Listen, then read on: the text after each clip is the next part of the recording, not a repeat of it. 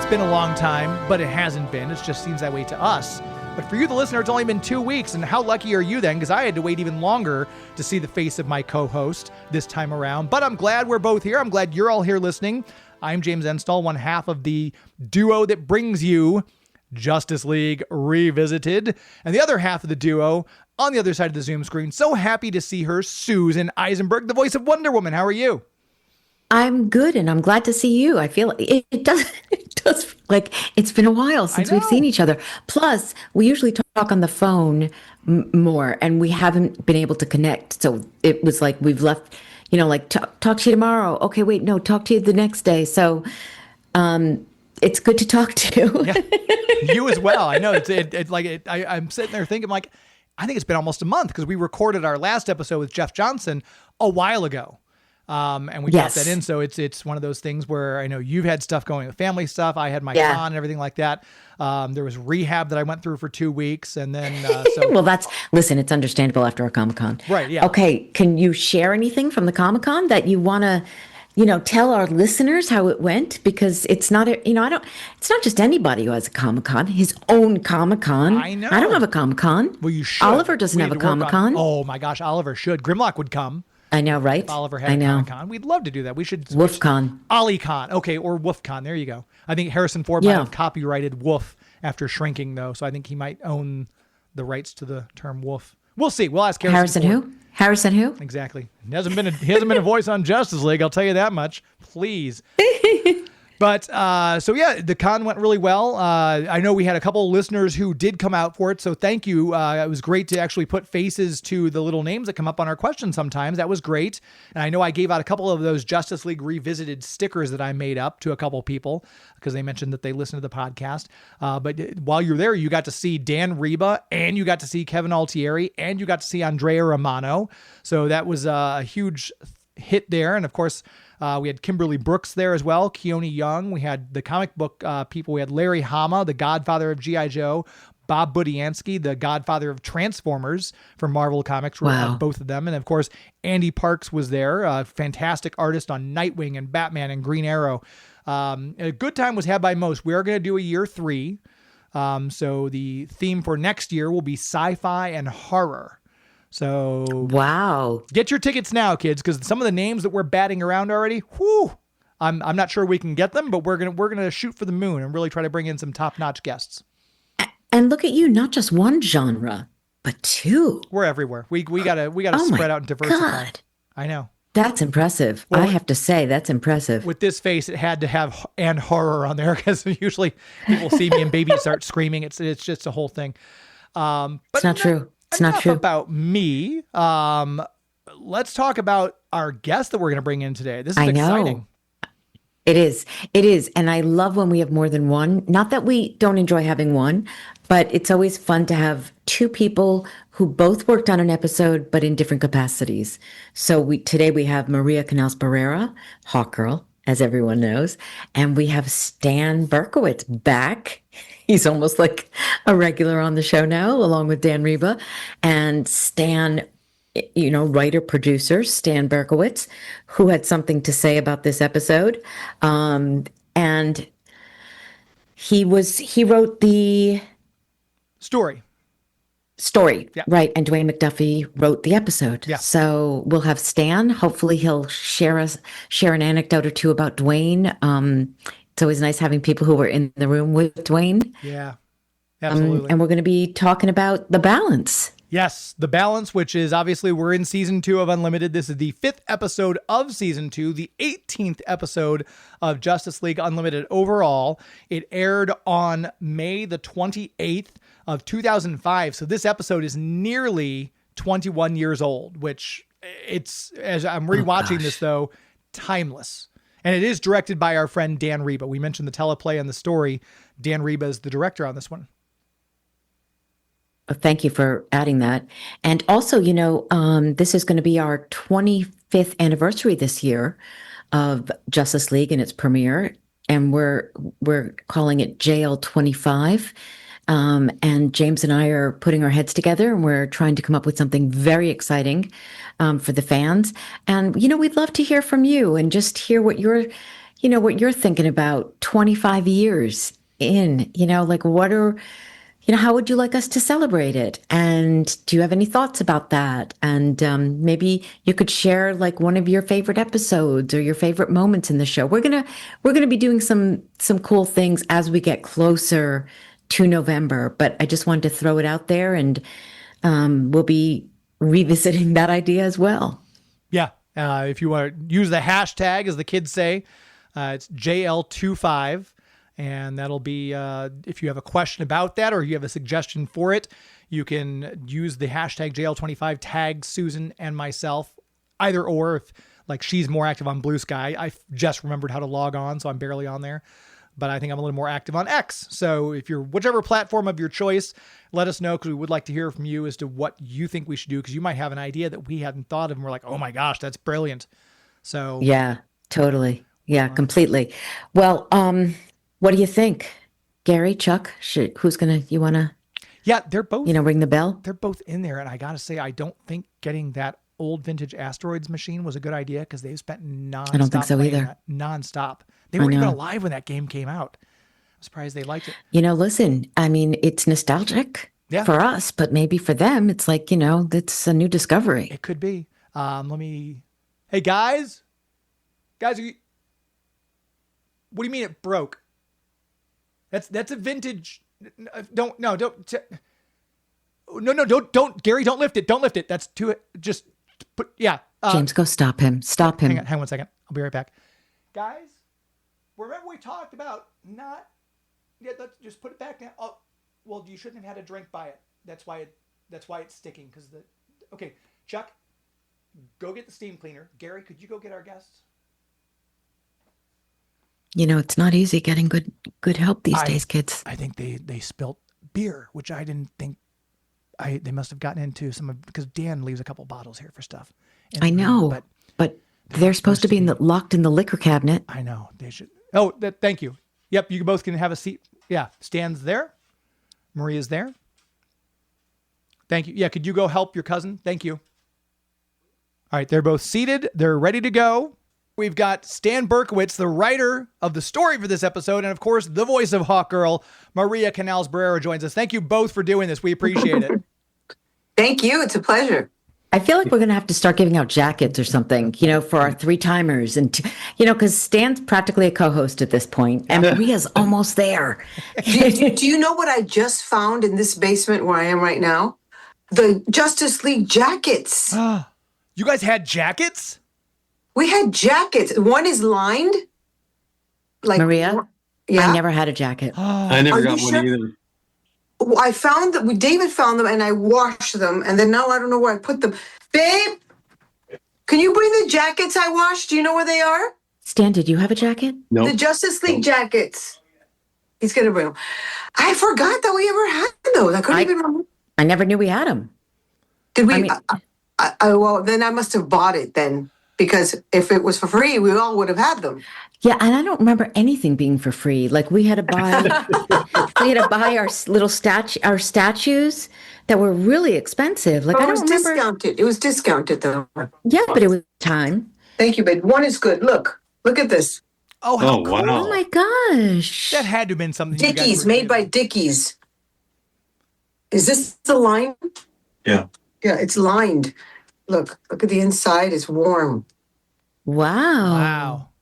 Does that look familiar to you, Stan? Not at all. Not at all. Oh, where did I get it? I have no recollection. It sounds like a rap party or something. Was it a rap party thing? I think. I have no idea. Anyway, it was nice to find. Wait a minute, there was a rap party? Oops. No, I know. Oh, we forgot you. It was like this. It was like this wonderful dream that it happened, and the fact that people love it so is such an amazing feeling. Mm-hmm. Yep, which is why the podcast is, like when I see people at Comic-Cons, they're like, I found your podcast, and it's so sweet. It's 25 years, in the making. This show, it holds up very well, and it does. For Maria, I do have a question. Oh, you saw the new Superman movie, right? Yeah. What did you think of that Hawkgirl? I liked her. It was you. I mean, that was our Hawkgirl from Justice League, wasn't it? Yeah. She and I met at a Latin awards or Latin function, and she's like, "I'm such a big fan of yours," and I said, "Oh my gosh!" And I am of yours because she was like the original live action Dora.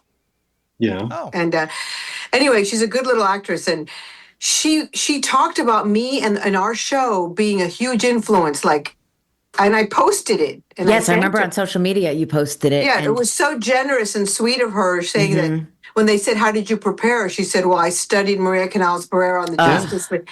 And so when I met her and we talked, it was so sweet. And I said to her, "If they do another one, I want to play your mother." She goes, I'm going to tell James right now. And we took a photo and she sent it to him. Really? Wouldn't that be great? Yes, But it would. She loved our show. And I think they cast a Latin American girl because of our casting, which is kind of cool. I mean, I'm assuming that's what they did because they wouldn't have thought of it otherwise, unfortunately. You know, when we started writing Hawkgirl for Justice League, we had no idea who she would be or what her attitude was. And the character that we all saw in the new Superman movie is the character that we created on Justice League. I couldn't find any difference between the two. It's the same attitude, the same the same willingness to kill people, actually. Yeah, the same feistiness. Yes, better word, much better. Yes.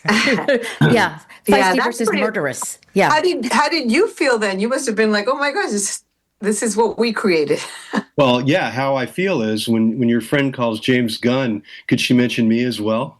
I'll tell her. Thank you.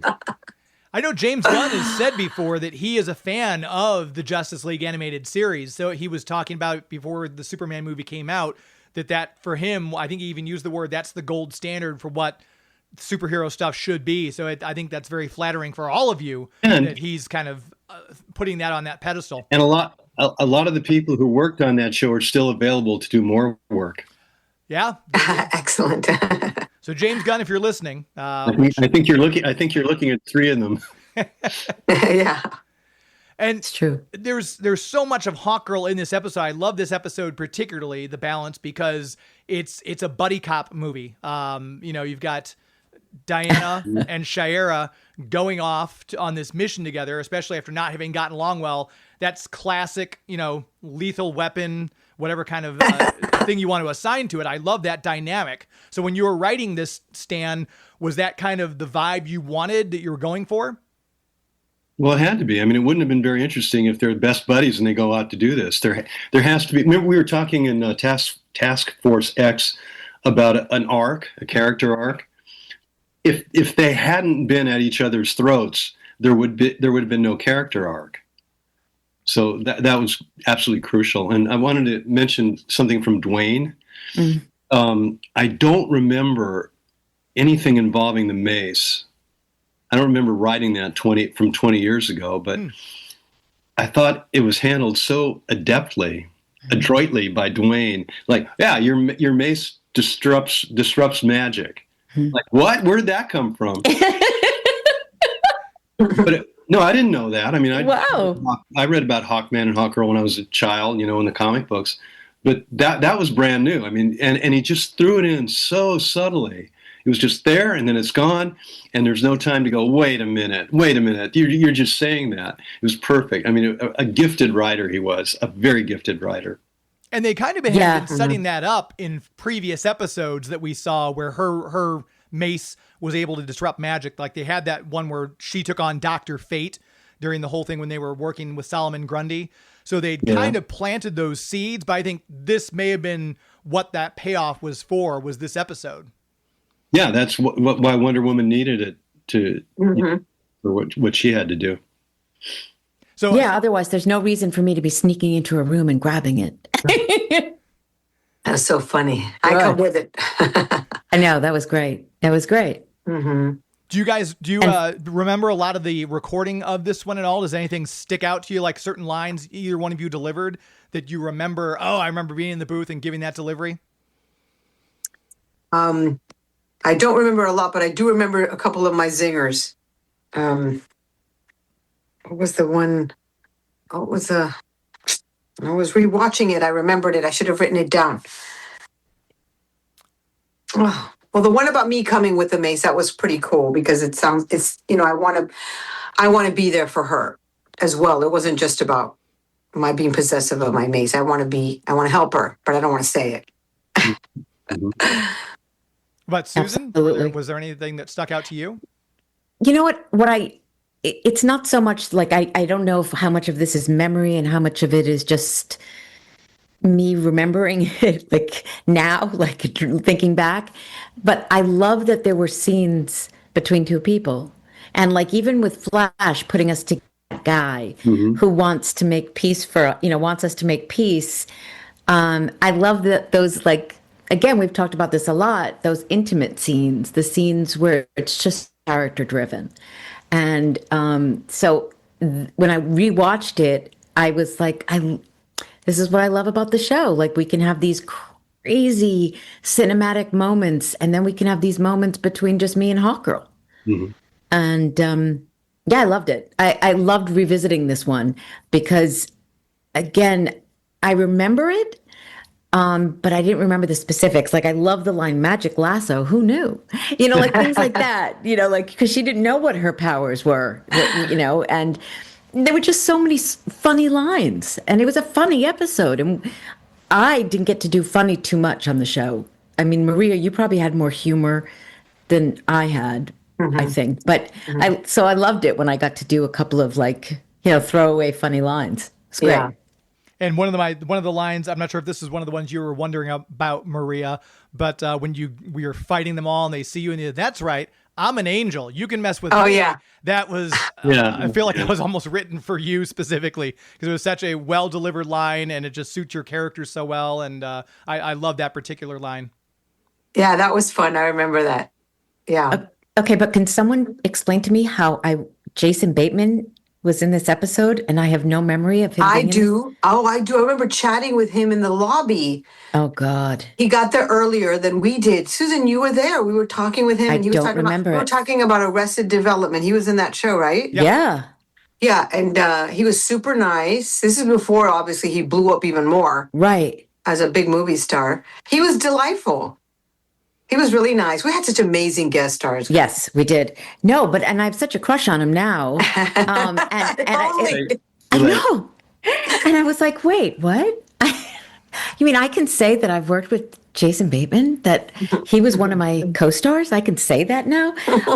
Yeah, no, I mean, I have a terrible memory, I think. This is a problem. This is why I need to revisit every episode. And we all. Yeah, he was great. Yeah, he was. The voice cast in this one again just continues to impress as it always does. I'll go through it really quickly. Hawkgirl played by Maria Canals-Barrera. Wonder Woman played by Susan Eisenberg. We had Martian Manhunter played by Carl Lumley. Flash played by Michael Rosenbaum. Those are our main 4 of the original 7. After that, it's all ancillary cast members. We have Hermes played by Jason Bateman. Felix Faust, Robert Englund reprising that role. Hades originally was John Rhys-Davies, and they got Bob Joles. And I was like, that's such a random get, but I looked him up. He's a voice match for John Rhys-Davies. Yeah. He voiced I saw that Stalin, too. Indiana Jones and the Temple of the Forbidden Eye. Because I kept thinking, like, boy, he really does sound like John Rhys-Davies in this. Yeah. So obviously there's a reason why they picked him. Tala was Juliet Landau. Hippolyta was Susan Sullivan again. And Etrigan was Michael T. Weiss, who also voiced Etrigan in Batman the Animated Series, if I'm not mistaken. Right. Excellent group. Very solid cast. Other than Jason Bateman, was there any one of those cast members that either of you or Stan have any particular interactions with? I didn't have interactions with Susan except as, working with her, Susan Sullivan, but I was such a fan of hers.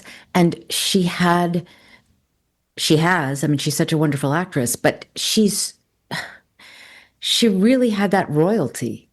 She is so good at, you just believe she's the queen. You just believe it. Yeah, she has that built-in elegance as an She's actress. so regal. Her She's voice, her yes. presence, where she resonates. She's perfect casting again. Perfect. And I was such a fan of her. So that I remember. I just thought she was fantastic. And it just made me so thrilled that I got to play her daughter. I mean, it was like a blip to her, the show, but it's like this huge part of my career and my life. So to be able to say that she was my mother, I was just Yeah, and I like how she states that at the end. Who cares what the gods say? I'm your mother. right. Yeah. Yeah. That was really sweet. And I love all the gods in this episode. Like I just I dig all that stuff. I love the Greeks. I love the gods and all the, the Faust and Yeah, the supernatural layers colliding with each other and Yeah. mythology and the mythology. Love it. this Can't is get enough of endless, that. endless fantasies and worlds to. Don't you love that, Stan? That you can draw from anything. I think the initial idea was that the two of them go to hell. This is sort of a sequel to an earlier episode we did called Fury, which you two will remember, where actually it was Dwayne and I again, although I think I wrote part 1 and Dwayne wrote part 2, which is always the more difficult part, and I'm glad he took it. But it was the two of you saving the world in the planet. And that was a lot of fun to write. And now it's James's turn to say, hey, how come you guys were always writing for the women and there were no women writers? I wasn't going to say that, but You could ask. I don't really have a very good answer. I mean, I know Susan's mentioned before that there's, other than Andrea and we had Lauren Montgomery and everything, there weren't a lot of women other on that side of the booth. But I don't know if that was just the animation business at the time. It was very much so. Wouldn't you say, Stan? I mean, there were not a lot of women working in it. No, we had Hilary Bader, who worked with us all the way up till the end of Batman Beyond. I believe Gail Simone, a comic book writer, wrote 1 episode or 2. Blind Date, yeah. is that hers? Double Date. Yep, Double Date, right. And other than that, not a lot of writers. Not in the writing area. Lauren's a terrific directress, dare I say it.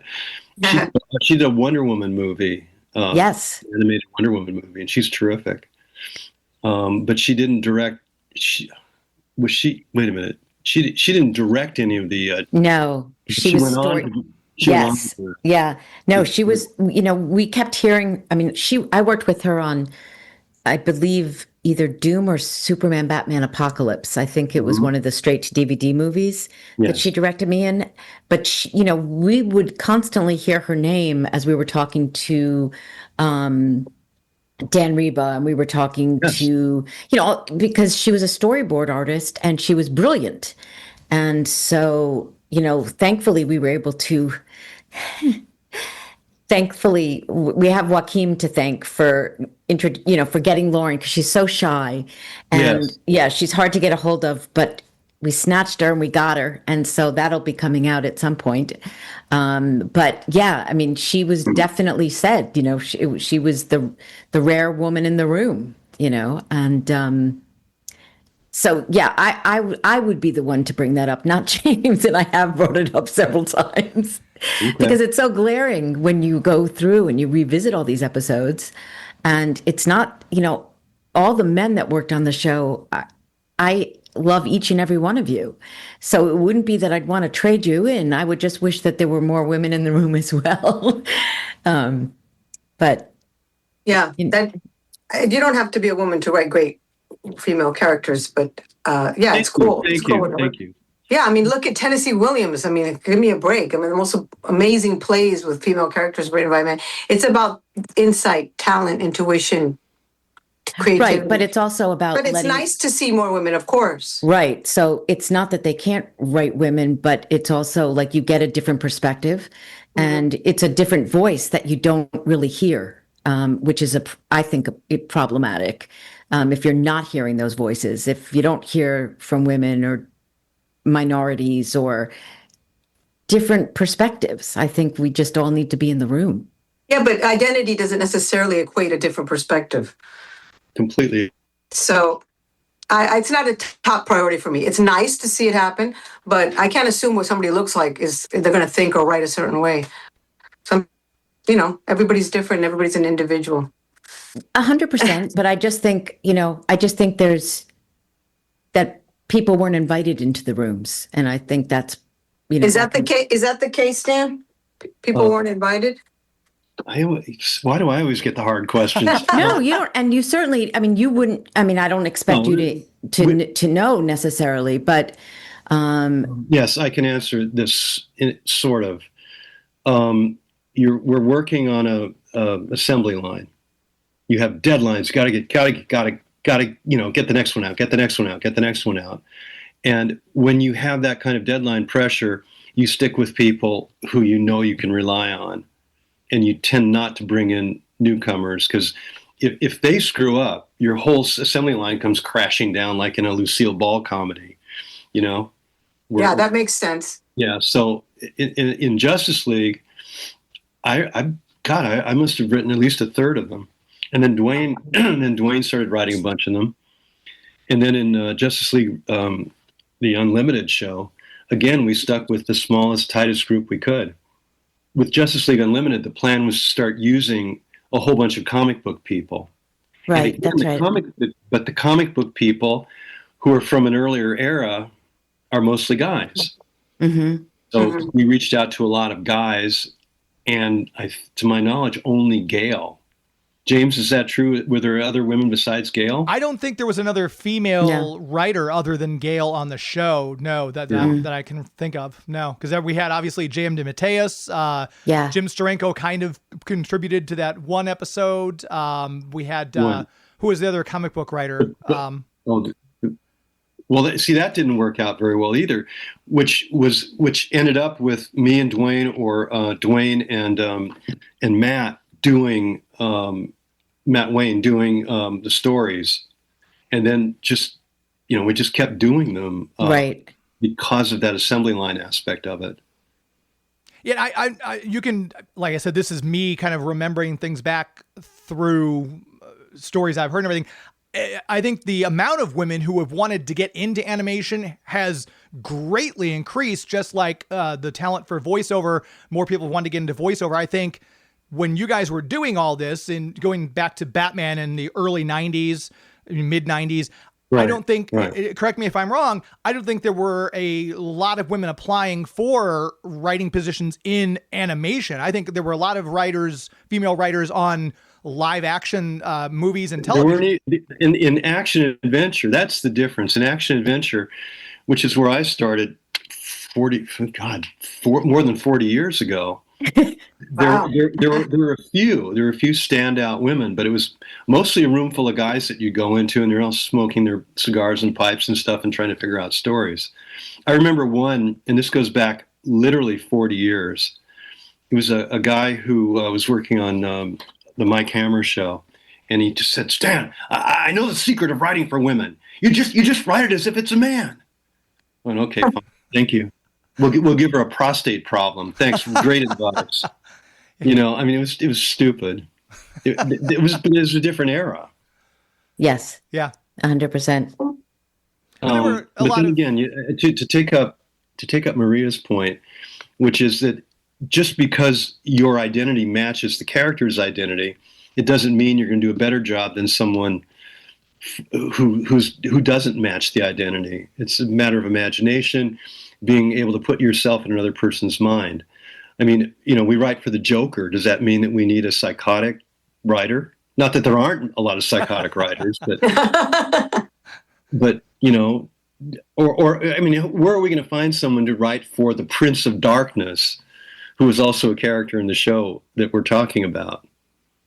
It's got to be come from someone's imagination, because there is no one like that. Yeah. And like you said, a lot of the comic book writers back then with the exception of, I can think of Marie Severin at Marvel Comics, Louise Simonson. There were at the time there weren't a lot of female writers in comic books. That changed throughout. You saw more in the 90s, and now it's. I was looking at Marvel Comics. I picked up some stuff on New Comic Book Day, and there's a bunch of female writers on a lot of various titles. Right. But as Stan said, they were deadlines, and it was like, intense pressure and get things done. And so they hired who they knew. Yes. So who was hiring?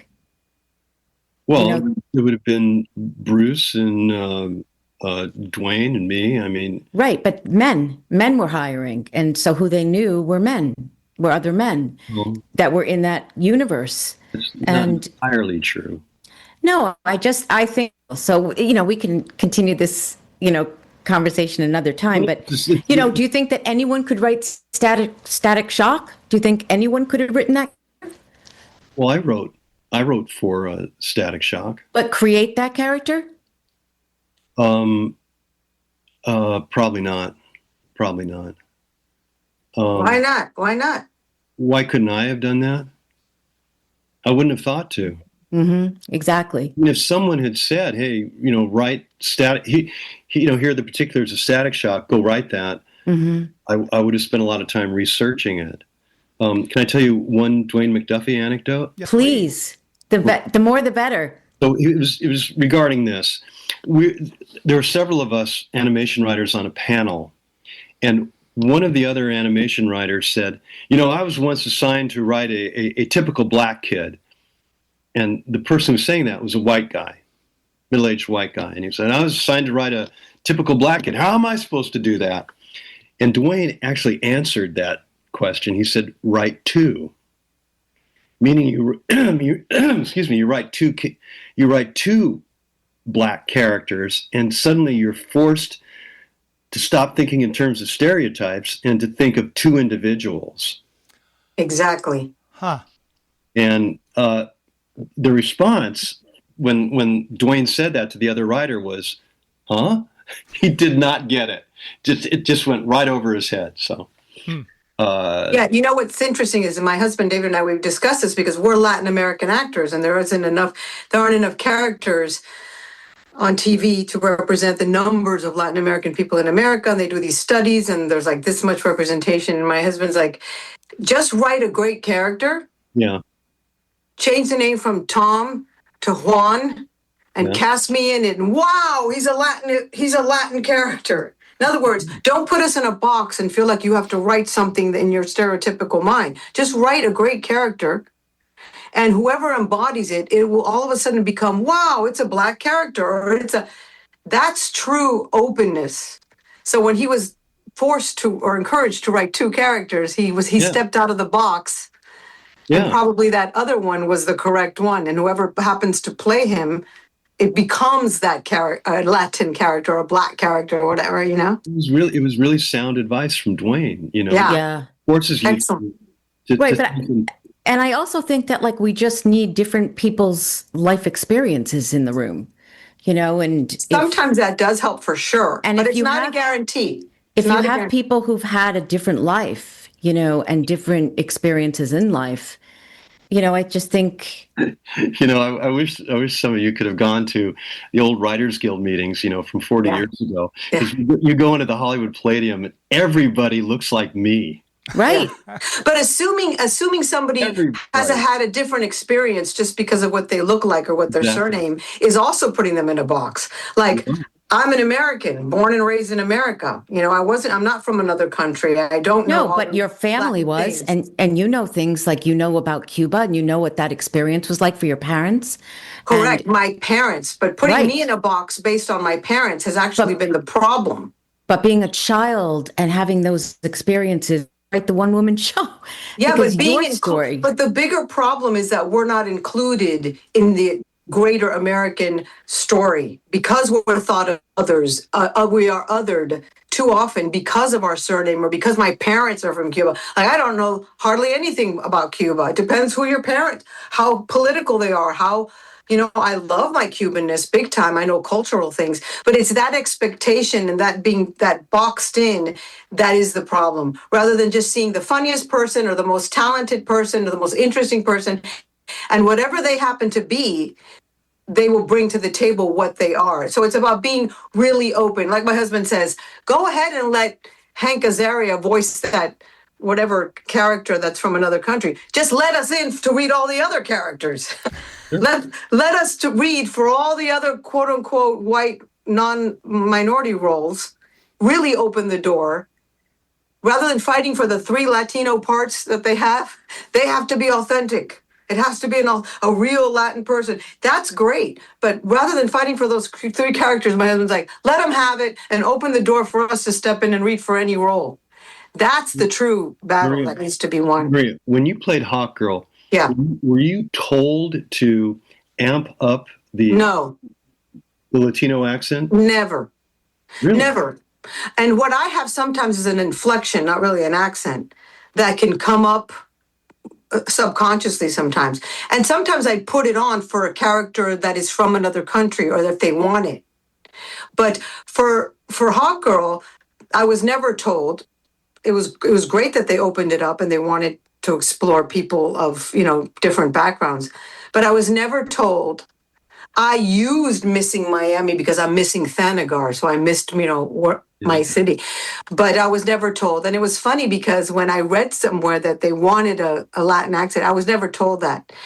And I think that's kind of good because it would have boxed her in a little too much. So if my natural inflection came out sometimes, that's interesting, that I have sometimes. But yeah, and I like that they didn't do that, but they embraced it. You guys embraced it without. Well, that was the idea, that the Thanagarians had a little bit of an accent. Yeah. Yeah, that was great because you cast it that way so beautifully when we went to Thanagar and Hawkman and all that. It was really great because it was interesting enough in that it was different, but it wasn't so foreign where you were like, what did he say? Yeah. It was beautiful. You guys did everything just right. The proof is in the pudding. It got a little dicey, though. Pudding. It got a little dicey when the Thanagarians from the north part of Thanagar would say they left Right. their mace in the yard and they by the car, and they did. That was a little dicey. Other than that, I That loved never it. happened. That never happened. You're making stuff up now. Never mind. Stop it. And speaking of female representation, it's really sweet because I don't know about you, Susan, but a lot of young women at the cons are animators that want my autograph, and they talk about how they're animators and they want to do something amazing, and Justice League inspired them, the amazing animation, the storytelling, and the casting, everything. So I've met several young female animators or girls that are students, and it's pretty cool to see how they were inspired too. For sure, which is why it was important for us to, on this podcast, to have the animators and all the other people, the composers. So people who are aspiring to be these, Yes. to do these jobs, they can hear what other people did and how they got into it, because it seems so far away. It's like a pipe dream to so many people. And, Yeah. you came to LA, I came to LA, Stan, James is an actor. Sometimes it really helps to hear somebody else's journey. Yeah, the writing, the animation, the music. I mean, it was like just such a wonderful experience to be part of something so good. It's really great. And rare.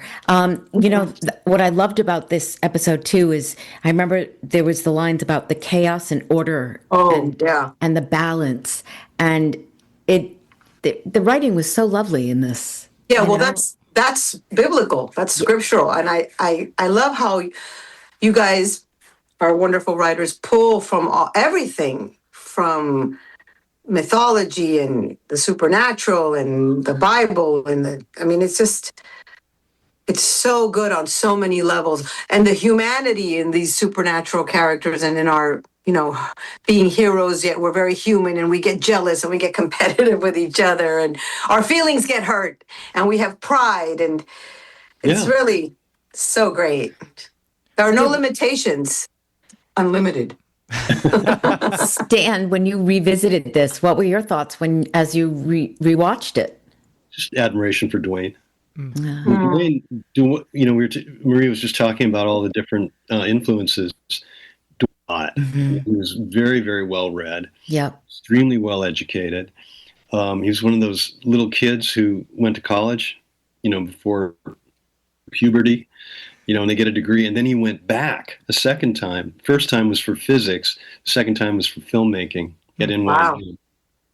So, and it was a lifelong interest in the entire world, but especially comics.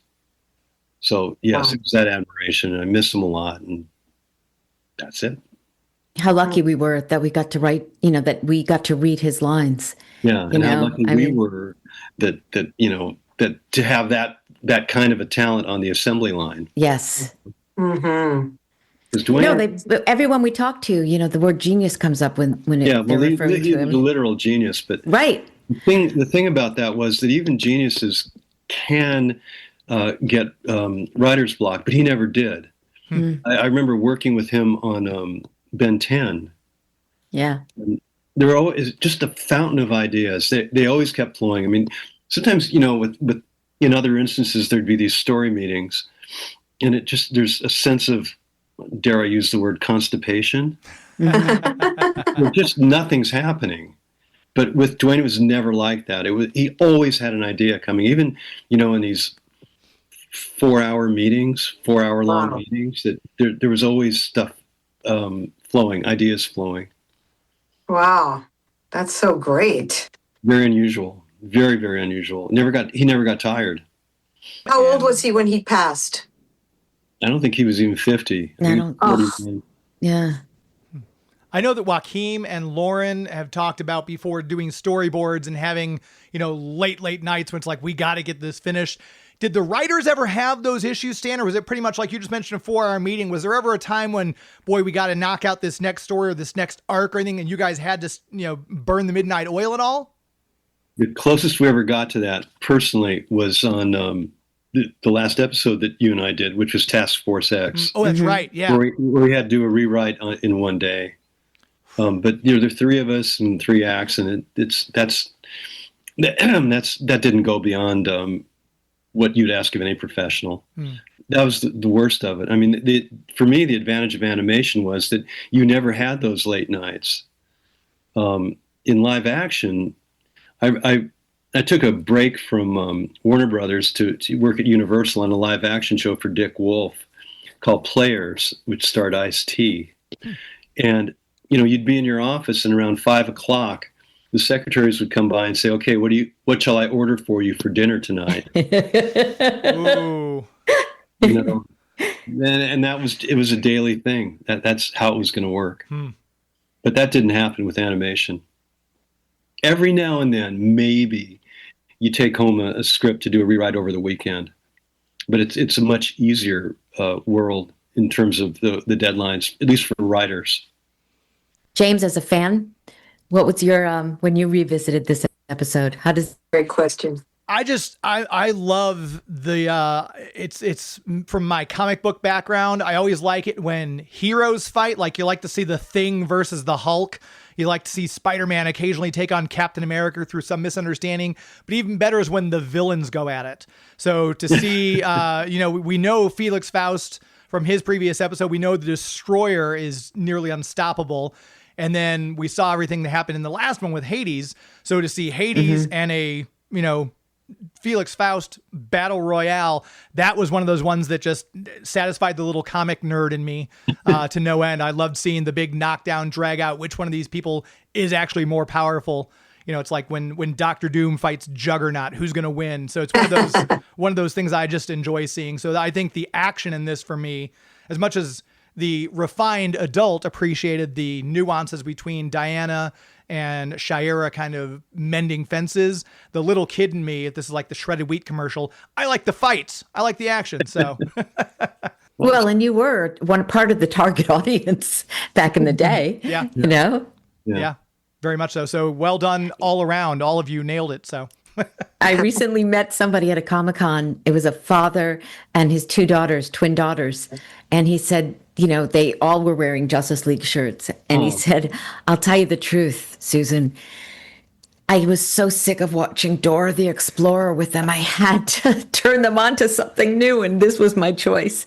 And it was so cute because he's like, he'd had his fill of Dora. He loved Dora, but he had his fill of it. And he was like, it was time to, pivot and get them into something else. And his choice was Justice League. Well, had they gotten old enough to appreciate it, or were they still like really little kids? No, they were a little bit older, and now they're adults. So it was just so, not like they were like maybe 21, the daughters, and it was adorable. And it was like, that's like one of the sweetest things about going to Comic-Cons is meeting, and you're doing Comic-Con, Stan, now that you meet generations, of parents and now their kids are watching it, and now, it's pretty extraordinary.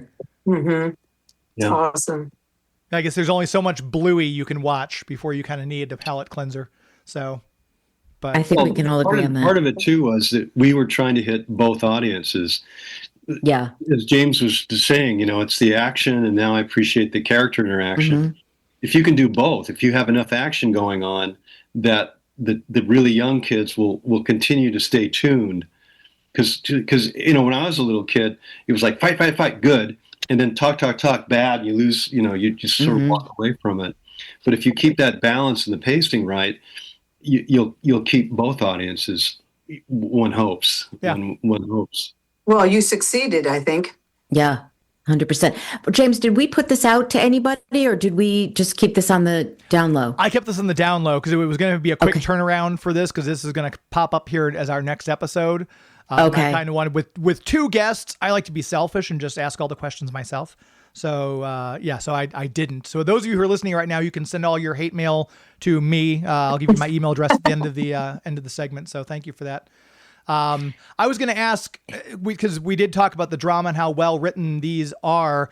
And I know, Maria, you've done a lot of animated projects as well. Have you ever really, just between us, gotten a script that is as character driven and as delightful to act out as a Justice League Unlimited script? And I know the answer is no, but tell me why. No. Animated is specifically animated. Yeah. Oh, no. This is magic in a bottle. No, I have not. This is just so layered and amazing. Like I said earlier, no, this has been a gift that keeps on giving, and people still love it. People still talk about it. People still look at us here now at the cons. It's because it's quality, and it's a classic, and there's been nothing Hawkgirl had an incredible arc. Yeah. I mean, totally. Oh my gosh. Incredible arc. Incredible. And I foolishly thought, like, oh no, they're making me bad. Yeah. And then I realized, oh no, this is what drama is made of. Conflict. This is great. I can get into this. Yeah, and I was caught up in being a superhero and being good. But you also had the love story with Phil. Not Phil. Green Lantern. Yes, please clarify. I know. She's happily married, folks. Yeah, and so is he. Yeah, and so is he. You had that too. I mean, it was really so tremendously layered. And I remember Yes. thinking, oh my goodness, this is I remember, I don't know if I said it out loud, but I thought, this is downright arousing. Are we allowed to do this in animation? I was like, but it was very, it was intense. It wasn't vulgar in any way. It was a little intense though, but it was, I felt it. Sure, the audience felt it. And people at the cons, they're like, they root for us, and they want me to sign that photo of us looking into each other's eyes. And they asked me what my favorite moment was, and it's when he takes my mask off and you see my green eyes, and it's just so beautiful. It's very romantic. It's very romantic. Very. Just saying. Wish Batman and I had gone that far, but okay. Yeah, but the tension between you guys was keeps good. us like this, just like, oh, is it going to happen? Oh my gosh, what was good. that? Was that flirtation? What was that? Well, on my part, it was always flirtation. I can't speak for anyone else, but on my part, it was always flirtation. I was always bringing that. That was my subtext, always. Well, we don't want to keep you too much longer, but we do want you to be able to tell people who are watching and listening what you're up to, how people can follow you, how people can know what's next for you. So, Stan, let's start with you and just tell us how people, what you have coming up. And this is actually going to turn around pretty quickly. Yeah, this will air this coming Tuesday. So anything you guys have coming up in May and June, feel free to promote. Well, May and June. At the final weekend in May, I'll be in Denver. I can't. It's Fan Expo Denver. Yes. So I'll be there. With Heroic Fine Arts, right? Yes. Heroic Fine Art. I'll be there with them. Okay. Are you going to be there, Susan? I don't think so. I don't think so. I am going to be joining you at some point, but not in Denver. Okay. Denver's fun. I have a cousin there. We did our reunion in Denver. Do you remember, Maria? Yeah. We had one of our reunions there, New York and Denver. We did a reunion. Everyone was there but Carl. Mm-hmm. Carl- Wait, was Carl Carl was- in New York? Carl was in New York, Carl was at New York. and Michael did Denver. And right, exactly. So- And we had Corey Payton. Right. Yeah, he was great. Yeah, he was fantastic. Fan Expo Denver last weekend in May. That's after Memorial Day. And Okay. then Fan Expo in Anaheim. Oh, the nice. Last weekend in June. Okay. Yeah, I think I'm doing that one too. Oh, good. We'll see you there. And I'm trying to think of anything else. Maybe, definitely Boston in early August. Oh yeah, Nice. Okay, Oh, nice. that's nice. that's gonna be a good show. Nice. Yeah, very good. And Stan, social media or like I'm on Facebook. Facebook? Okay, important. And Miss Maria, what do you have going on? Tell us. Well, I've got I believe I'm doing that Irvine one. And there's a West Palm Beach in, Yes, that we're doing together. I think that's in September though. Yes, That's not it is. soon. I just did the Camp Rock 3 for Disney Channel and Disney Plus film. That was super exciting with the Joe Bros and everybody. And then I Yeah, the also did Jonas Brothers. I did the last episode of Wizards Beyond Waverly Place, which is the sequel. Right. I'm in the last episode of the series. Oh wow, Series? Yeah, the third season is a short season, and I'm in the very last episode, and it's fantastically written, and Selena's in it, and David, and it's just really wonderful. And that's going to air, I don't know when, but I just did that, and my handle is @Maria_CB, Mm-hmm. and I think for TikTok it's spelled out, but for Instagram it's @Maria_CB, and for X it's also @Maria_CB. Okay, well, thank you both for doing this. We didn't give you a lot of notice on this one, and we appreciate you just jumping in. And we so appreciate it. The fans love it when you're on. So thank you both for doing this. Thank you. Oh, Thank you. my pleasure. My pleasure. thank you both. Have a great rest Thank of the you. day. Thank you. Thank you guys. You too. Bye. There they go, Maria Canals-Barrera and Stan Berkowitz, writer and voice actor. The other way around, though. Maria's the Right. voice actor, just in case Yes, there's any she's the confusion. Yes. Stan's Well, correct. and we don't know. Have we ever asked Stan? No, I mean, I wonder if he ever did Right? any ADR. Like, oh shoot, George has already left. Stan, we need someone getting electrocuted. Could you go in the booth? right. Exactly. Well, Andrea did it. Bruce did it. I mean, Andrea was like a real actress. She really was an actor. And Bruce, my God, he was so talented. Yeah, he would do and Solomon Grundy he would often, sometimes. yes. And when Kevin wasn't there to, I always say when Kevin wasn't there to do the read through, he would be my Batman. Yeah, And, that was always a little nerve wracking, reading with the boss, Right. as it were. But yeah, no, that was fun. And they're always game to be on the show. So I really appreciate that. Yeah. And it's insights into it. And, who knows Hawkgirl better than Maria Canals-Barrera? And who knows what, went on in those writer rooms better than Stan Berkowitz? So we thank them for doing this with us. and I will never ever get tired of hearing Dwayne McDuffie stories. It's just every time Never. someone says, "Can I tell you?" I'm like, "Yes, please." Let me sit I down know. with my cup of coffee and let me just bask in what you're about to say about Dwayne McDuffie.